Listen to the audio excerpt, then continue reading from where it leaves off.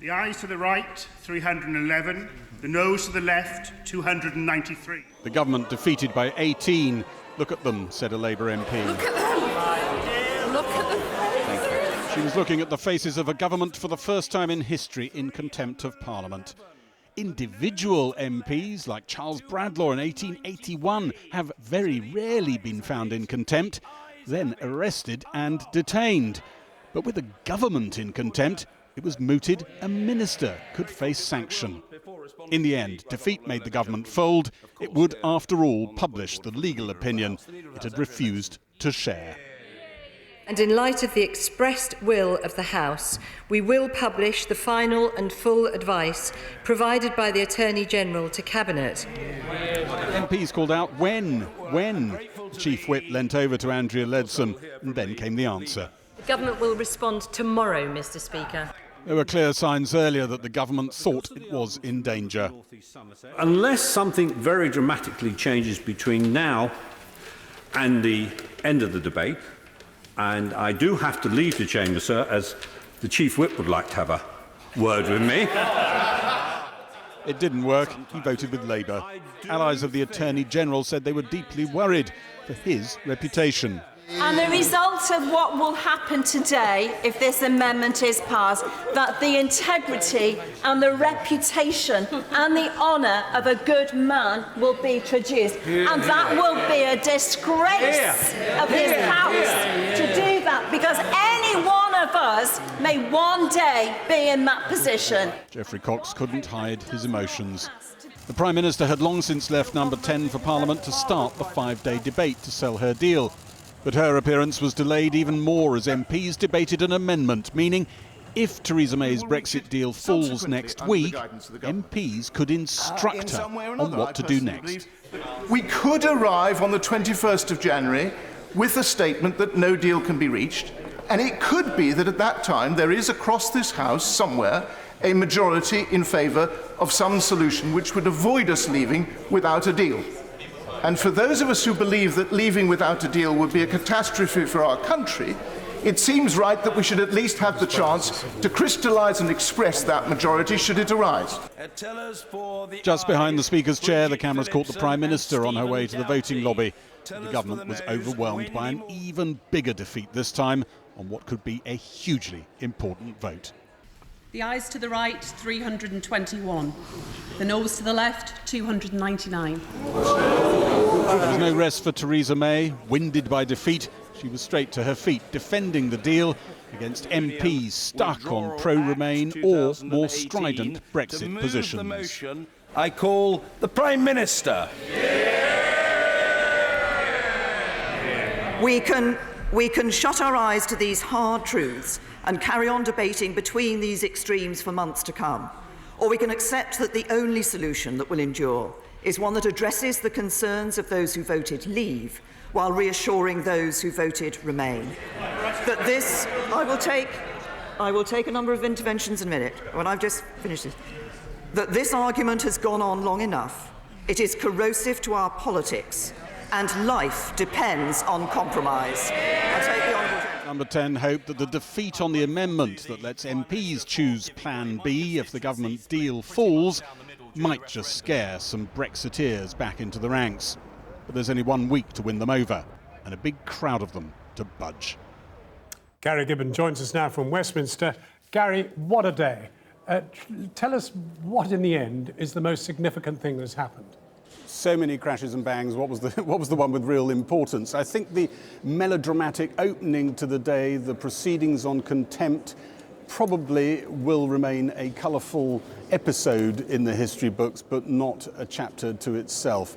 It seems to me that looking at what happened in there today, the Dominic Grieve Amendment, the one we were talking about in that piece, which is the one that if the government's main deal falls and they come back with a plan, with a statement to the House of Commons, that's the amendment that allows MPs to get together and impose their own Plan B on the government. That seems to me the most important event of the day, amongst some pretty strong challengers. And it was very interesting watching the chemistry happening around the House as that was becoming more and more of a possibility that that amendment would pass. And the people under pressure, the people who looked most nervous and edgy, were not government ministers, interestingly, but were the ERG, the European Research Group of pro-Brexit hardline MPs, the ones who are planning to vote down the Prime Minister's deal next week. They looked jumpy because they were beginning to worry that what could happen to the entire project of Brexit if things go off the rails. They are an uprising, remember, that is in favour of many of them. They've called it this privately. They call it the no-deal uprising. They actually want to make sure that if Theresa May's deal fails, we come out on, as they would call it, WTO terms. They could see that amendment jeopardising their entire project. So have the odds changed beneath her feet, and if they have, in which direction? I think the government is hoping that exactly what I was talking about there has that pressure on Brexiteers will feed into the numbers when we get to a week's time and the vote on Tuesday. But it is not there yet. Theresa May has been carrying on her speech in the Commons, opening up this whole debate, talking to both sides of the debate, of the whole debate within the Conservative Party with some civility, but telling them that they could unleash demons, unleash forces if they've somehow between them managed to frustrate Brexit. I have to say some of the people who support the Prime Minister behind her are being a little less diplomatic when they speak to those rebels. It's not clear how all of that is going to pan out. One of them was turning to one of the rebels earlier and telling him to come in tomorrow morning and try sitting in the opposition benches, he said, because that's where you're going to put us. Gary, for the moment, thank you very much indeed from Westminster. A little earlier, I spoke to the Northern Ireland Secretary, Karen Bradley. I began by asking her if the government had lost the confidence of the House. Nobody ever wants to see a vote lost. You always want to see votes being won, and it's disappointing given that the Attorney-General did take that step yesterday, did publish that 50-odd pages of advice about the Brexit deal, and then came and answered questions. Again, something that happens incredibly rarely in Parliament. So it's disappointing people have acted the way they did, but we're now on to 5 days of debate. We're now on to actually the substance of this deal and what we want to deliver. And as someone who wants to see the result of the referendum delivered on, and I want to see Brexit happen, and I want to see it done in a way that is good for the United Kingdom, this deal is the only way to do that. It does not bode well for tonight's unfolding developments. The House has made a decision.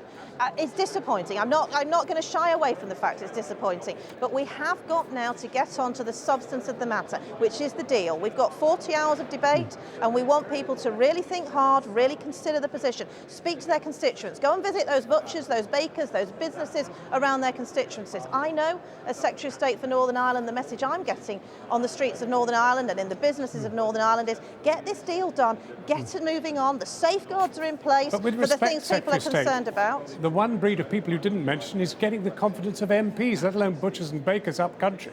Surely the moment has come, and you've got the DUP who have now voted either against you or not voted at all in the finance debate. You've got them in 3 different votes in which they have failed to vote with you on critical matters, so you don't have a majority any longer in the House. And you've also got some of your own members who are actually supporting this motion today. When I say speak to the butchers and bakers, I mean members of Parliament need to go and spend time in businesses, need to go and spend time with people, go and knock on some doors over the weekend, go and find out what people are saying. And what people are saying to me in Northern Ireland and in my own constituency is, please get on and deliver Brexit. But we are worried that we won't get Brexit, or we're worried that we will crash out with no deal. We want to see Brexit delivered, and we want to see it done in an orderly way that is not chaotic and is good for the British economy. This deal delivers on that. It is a quite extraordinary situation in which Sinn Féin, never the best of friends to the government, is supporting you, and the DUP, who are actually in alliance with you, are voting against you. Well, there are those that have suggested that because one side or another might be supporting the deal, it must be bad for the other side. I say that that simply isn't the case, that there isn't a division here in terms of whether the deal is good for unionists or nationalists or neither. This is a deal that's good for everybody. And I urge people to look at the detail, look at what's actually been delivered, and look at it in the round. Look at the whole position. I hear from businesses across Northern Ireland, I hear from people across Northern Ireland, they want us to get on and deliver, and that this deal does deliver for them. That was the Northern Ireland Secretary talking to me earlier. Well, I'm joined now by Dominic Grieve, whose amendment was approved this afternoon, giving MPs a say on what happens next if Parliament votes down the Prime Minister's deal. My deal, Dominic Grieve. Mrs May talking my deal, no deal, or Remain. Have you knocked no deal out? What we've tried to do is to ensure that Parliament has an opportunity of expressing its view if the government's deal is rejected. And the previous arrangement, which provided for motions in neutral terms which were unamendable, was unacceptable to a large number of Conservative MPs and many others. And we've succeeded by this means in ensuring that we will get that debate. Obviously, it doesn't guarantee what the outcome will be, and I'm not seeking to guarantee a particular outcome. This is a process issue which was very important, and I wanted to make sure that we established now, particularly in view of the volatility of the situation, that we could have those informed debates if the government motion is defeated. But what no one has established is whether Europe would continue a discussion after such a vote. I'm quite confident that Europe will allow us the time to consider the options. That is the key issue. The key issue is whether we wish to potentially go back and speak to our European partners further. That may, in fact, be very difficult. I'm the first to acknowledge it. Do we want to try to find an alternative way forward? Do we wish to go back to the public and ask them if this is really what they want? All those are provided for by this amendment in procedural terms. It's then a matter for the House what it makes of it. Now, you're a lawyer. Do we ignore the fact that the government has been found in contempt of Parliament? The government has accepted Parliament's motion after being defeated again today and is going to supply the necessary documents. I don't think we need to take the matter much further than that. There's a lot of politics in this. And I have to say that my view remains that asking for the Attorney General's written opinions or advice to government is, there are good reasons why that shouldn't happen. But at the end of the day, the government's problem is it doesn't have a majority.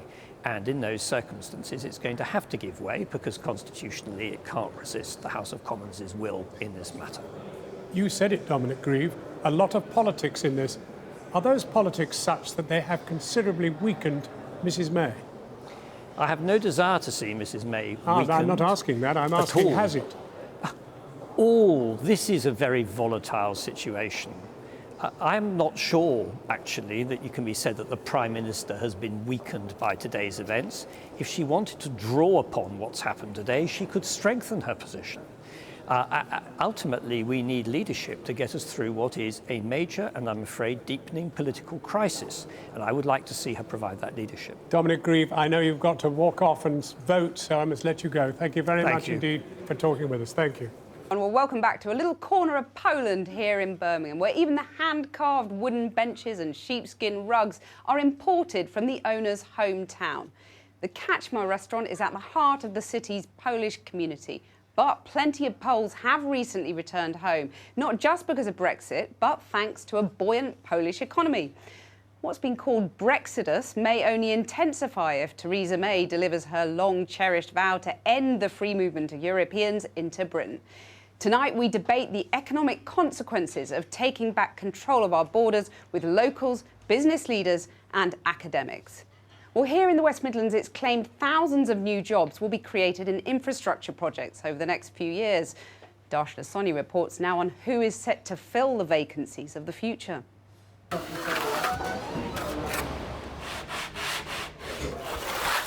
Meet the British workers of tomorrow. The young people who'll be building our homes, assembling our offices and constructing our railways. And is that just to get rid of all these lines and stuff? Yeah, like lines like that there. Josh Flint is training to be a plasterer. Do you feel like you have to compete for jobs though, or do you feel like once you leave there will be jobs for you out there? I think there's plenty of jobs out there if you find the work. I think there's plenty of enough to do out there, yeah. Josh is one of a growing number choosing to enter a trade at this college in Solihull, where business really is booming. We've had a 23% increase in learners coming to join the college this year. Wow, that's a big increase. It's a huge increase. The course leader puts this partly down to the Brexit effect. You can genuinely feel the excitement from the young people that are coming into this trade. They can see the opportunities. Brexit gives us an inevitable skills gap, but also the jobs that are looming, the jobs that are in the local area. Those new jobs include laying the groundworks for HS2. The college is working with industry to identify and fill potential skills gaps after Brexit. Are you getting there fast enough? Are you able to provide enough people, do you think? We're responding as quickly as we can. There are several massive projects on the horizon here, including the new Curzon Street station in the heart of Birmingham. According to the construction industry, nearly 3,500 jobs are being created here in the West Midlands every year until 2020. The government says it recognises that businesses must be able to attract the workers they need after Brexit. And yet, Theresa May has insisted that the free movement of people will end. What will this mean for a sector that's already struggling to fill its vacancies? The uncertainty has been widely criticised. There's an awful lot of home building, there's an awful lot of infrastructure. We want to make sure that companies are able to certainly recruit homegrown talent and train them up, but also there's a transition period for them to be able to accommodate all that work that they have on the books while drawing on the talents. So you're saying realistically there won't be enough British workers to fill those roles? So we need to think about how we get that balance right, that we're training plenty of people and giving lots of opportunities, but also that we're not cutting off that supply of talent.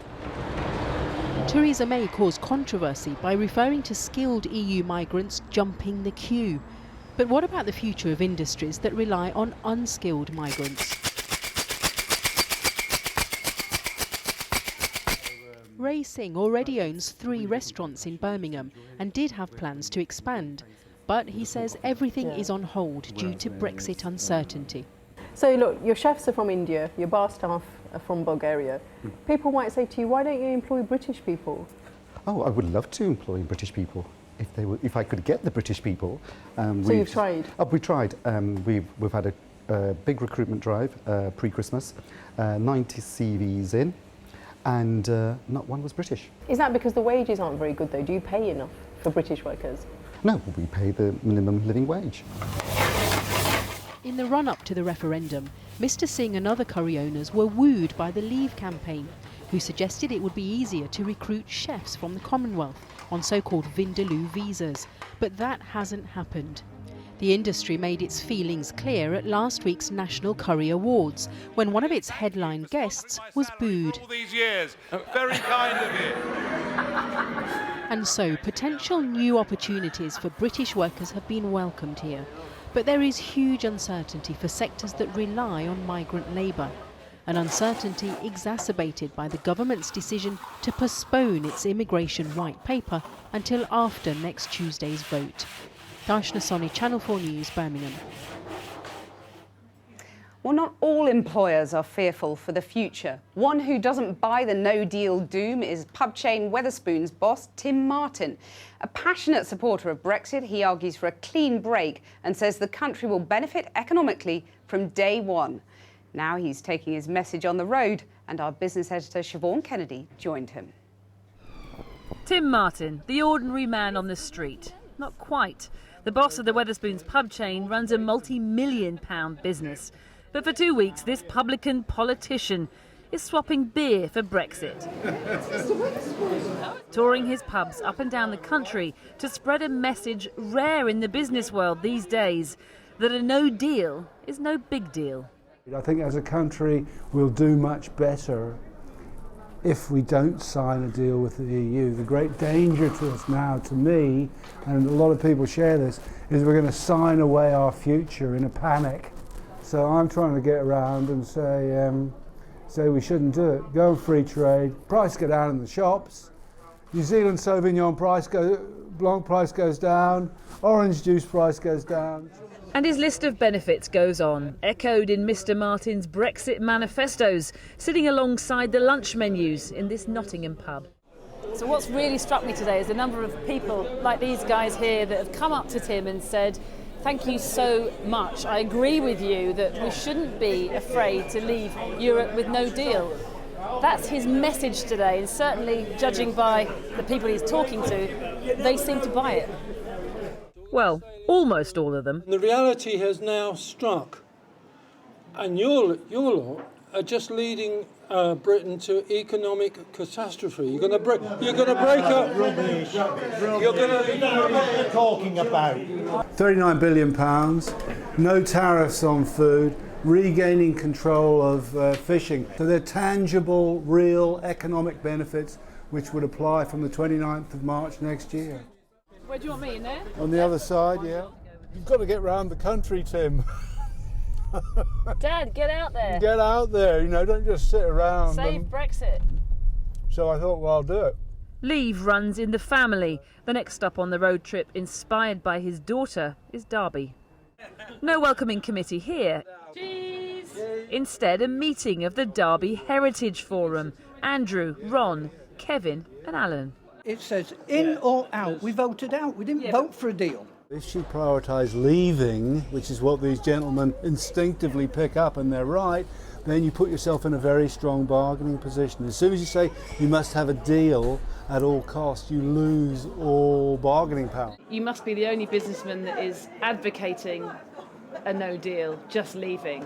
All other businessmen seem to think that that would equal chaos. The forces of the establishment would say it's controversial, but I think it's common sense. Alan here is a Remainer. What do you make of that? Everybody's entitled to their opinion. What's your message to him? He needs to change his mind. Misguided. We do need a deal of some sort to ensure that we keep going, but please, let's sort it out and get ourselves back. We can't afford to be fighting like this as a country. Tim Martin, the Brexit multi-millionaire who ironically employs thousands of EU nationals on a mission to fight the fear of a no deal. His controversial views chime here in the Leave supporting Midlands, but in London at the weekend, his glass half full optimism might not go down quite so well.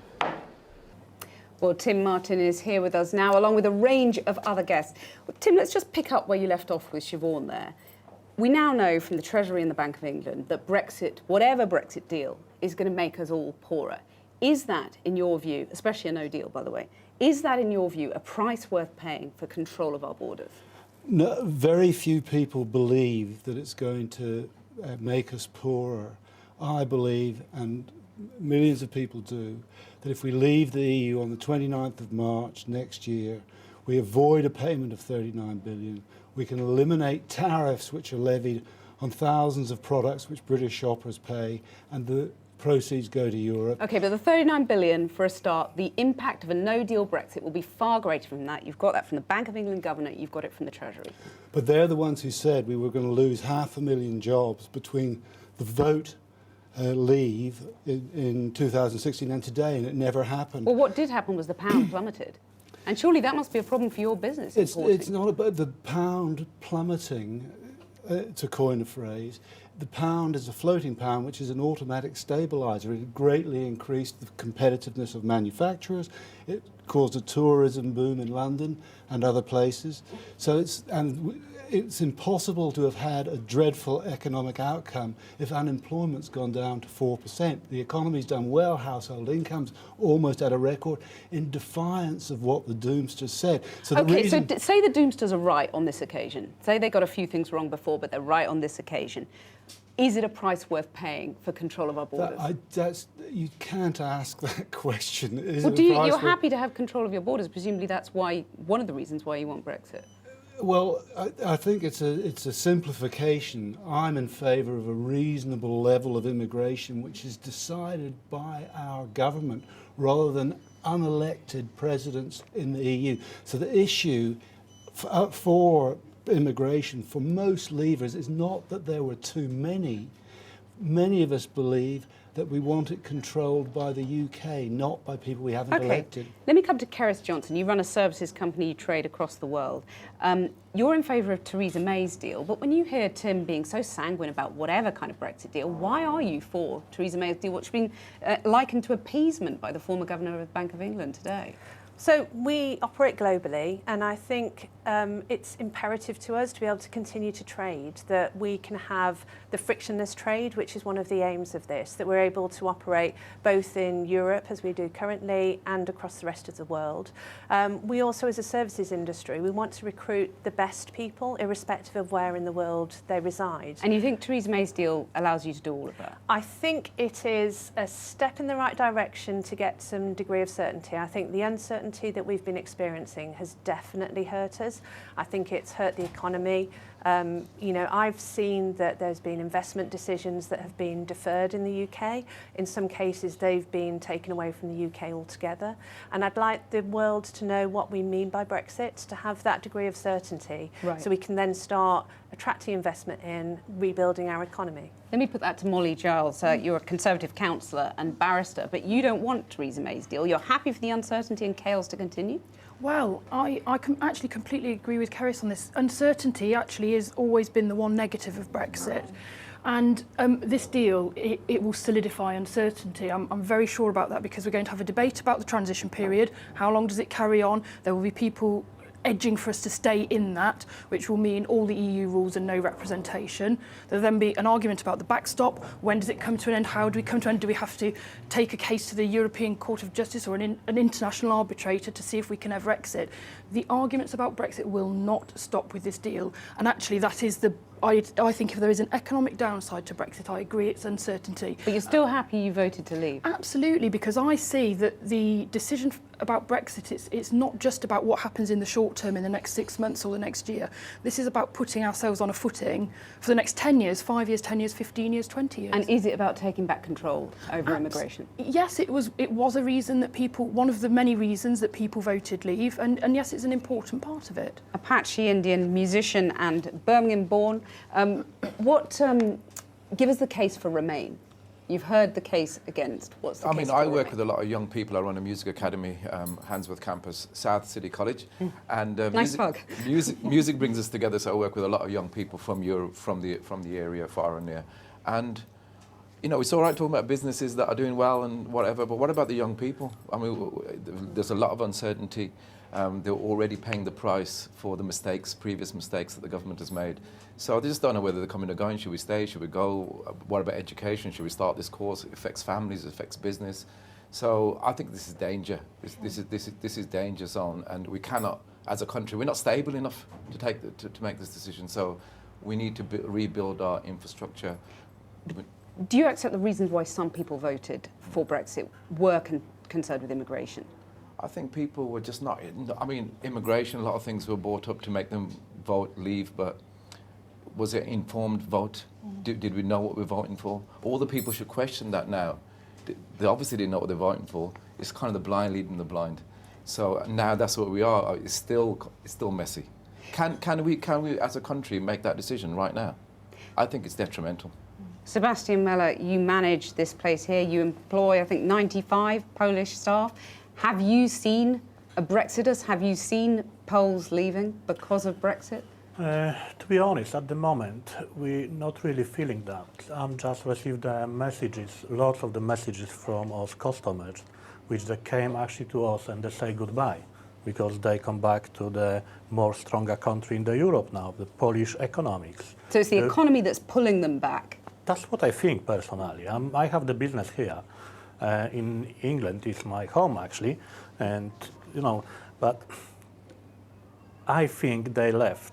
They're trying to come back home to the motherland because the economic of the Poland, they're going very, very quick up. Well, Tim Martin, I want to get you to respond to that, because you employ, what, 10% of your workforce is European Approximately, union staff, yeah? yes. I mean, some of those might well go back to Poland, Czech Republic, wherever they're... Well, as Sebastian said, I think that Poland, or implied, Poland has come from a communist system which didn't work, and people were relatively poor. As a market economy has developed in Poland, and this has happened in lots of countries throughout the world, the economy's picked up a lot.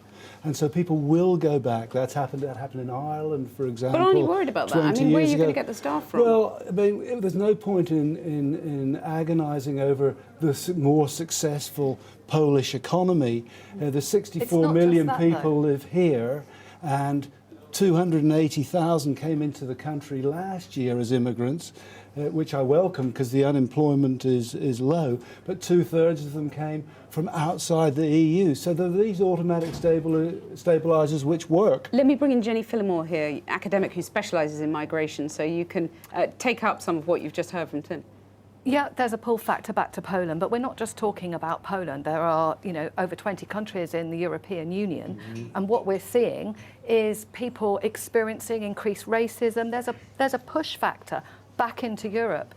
And, as I run a research institute, we've advertised for jobs, similar jobs to ones we've advertised in the past. We want the best people in the world to come research, teach our students, and they're not applying because it's a profoundly unwelcoming message that's coming out of the UK at the moment.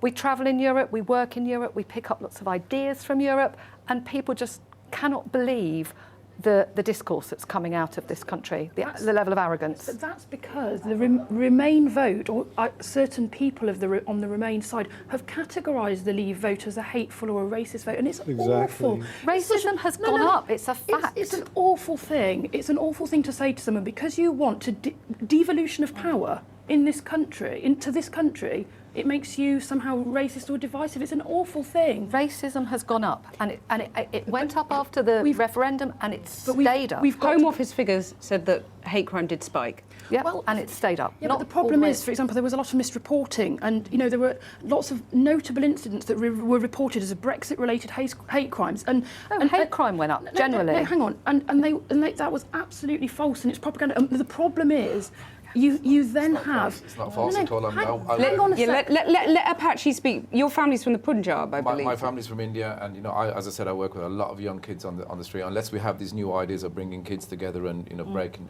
it's a problem. And we have a lot more hate crimes. We have and whether you see it or not, it's there. And with respect to Apache, I don't think you can say that reclaiming democracy, which has been ceded to the unelected presidents and apparatchiks of Europe, and making us more of a democracy can possibly make you more racist. I just don't think the British public will agree with that. It's not logical. I think it legitimised for some people the divisions that are there and helped to bring to the fore some of those divisions. And will a second divisions. referendum make matters worse? I can't see how a second referendum can make matters worse. What we know now is, we've got a better sense of what we're getting, but this is a chance. It's claimed that the decision was a democratic one. We know they lied, we know they cheated, and they are getting away with it. The Leave campaign. And, I'm afraid the Remainers didn't lie. I'm really sorry. The evidence at the moment. I'm really sorry. We just got going, but we've got to end. I'm really sorry about that. Thank you all for joining us in this Polish restaurant. Thank you very much. And back to you now, John, in the studio. Thank you, Kathy. We're joined now by the leading Brexiteer, Ian Duncan Smith, who's just been listening to the debate.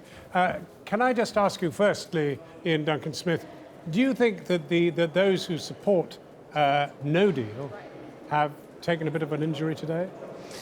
Well, I don't actually think that the votes... first of all, we've got to separate what the votes were about. The vote about the legal advice is definitely damaging to the government. There's no question about that. They will have to publish that. I'm not sure, frankly, that we'll learn very much more, because I thought the Attorney General yesterday, in his testimony, basically punched a hole through the government's position about the backstop and made it clear it's a kind of trap, really, which is one of the biggest problems with the existing agreement. On the other stuff, again, we're still in this idea of a motion of the House. It's very difficult to explain to the public. This is not binding, no matter what happens, on the government, because it's a motion of the House, and even the amendment is a motion, so it still remains a kind of take-note process. So it's not in any way, it doesn't change what happens. The key bit is next week on Tuesday, when we vote on this deal that the government's put forward, do we want this? Do we think this delivers on Brexit? My sense is it doesn't. The backstop is wholly avoidable. It shouldn't be in there, and we need to get that out. And that's what would make it at least acceptable. So that's the big deal, and that's the You've been in that house a long time. Have you ever known such turmoil? Have you ever known MPs do what they've done today? Well, I've never known turmoil on the continuous basis like we see it at the moment. I've certainly seen turmoil, we have done, when governments have been defeated, but the moment with this going on, it makes clearly governance very difficult, and the problem lies in the election last year when the Conservatives didn't get a majority. It makes it very difficult to get their business through. But I do think Mrs May lost that majority, and yes. Now she's been, in a sense, in charge of a government that Parliament has condemned as being, in serious conflict with the Constitution, if you like. Contempt, I think, is what. Yes, contempt of Parliament. How much longer can she go on? Well, that's not a question that I can answer, obviously. It's a matter Well, but your of... experience, you can sort of have a little bit of a look Well, at it. as you said, John, earlier on, you've been around a long time in this and you've seen it, and we are in very uncharted waters. But I'm not in your place. Oh, that's quite good. That's a very good statement of fact. I agree with that. But I'm simply saying right now, we're all feeling our way forward over these issues, and the reality is the only thing that we need to focus on is the next few days of debate, followed by that vote on Tuesday. And the reality, I believe, is that if the government loses that vote on Tuesday, they have to go back to the EU, and I believe the EU is already making preparations to make changes, because they have to make changes. I don't believe the EU wants the UK to end up having to travel a no deal, and they don't want the chaos that would ensue. And so I think there is a genuine desire, one way or the other, to make some way in which they can resolve this issue. And so that's, I think, the issue. The responsibility, Mr. Speaker, for this state of anxiety lies solely with this government. 2 years of botched negotiations have led us here today. Members of this House have a very important decision 1 week today. To vote for this deal would be to damage our economy, to make our constituents poorer, and to take a leap in the dark for the future of this country. Well, what does all this mean for all the days ahead? Over to our political editor, Gary Gibbon. Gary? 3 defeats in a day. I think you probably have to go back to 1978 to find a government that endured something like this. The omens are still very much that the Prime Minister is going to lose the vote on the deal a week today and could still lose it quite badly. She could at that point try to hang on, go back to the European Union and try and get something from them, but there's very little chance that it's more than sugar-coating, most people around the Prime Minister say. She could quit. There are plenty of people wandering around tonight who are saying, goodness, she seems quite perky. It's almost like she's decided she's going. There are other people who say she'll do absolutely nothing of the sort. You can tell I'm not giving you absolute clarity here because I don't think anybody in government has absolute clarity. I talked to Nigel Dodds, the leader of the DUP, in Westminster a second ago, and he said he absolutely wouldn't rule out the government pulling the vote on Tuesday, actually not going ahead with it at all, so as not to have yet another, a 4th defeat in a week. Well, Mrs May offered us 10 days ago, fortnight ago, it's either my deal, no deal, or we remain. So where are we on those? Well, everybody who wants any of those options is running around a little bit nervous at the moment with varying degrees of movement in their mood today. I would say the people who want no deal, the hardline Brexiteers, for all the talk you've heard tonight that the motion that was passed we were talking about earlier is non-binding, the one where MPs could impose a plan B on the government, for all that talk, Jacob Rees-Mogg jumped up at a moment earlier in the debate and went over to the Labour MPs opposite and told them he needed them, the fellow Brexiteers on Labour benches. We need you to come with us. Someone who's watched him a lot over the years said he had none of his normal, relaxed, aristocratic veneer at that moment. He was a very different, animated person and was very worried. And for all that talk, I think they are worried.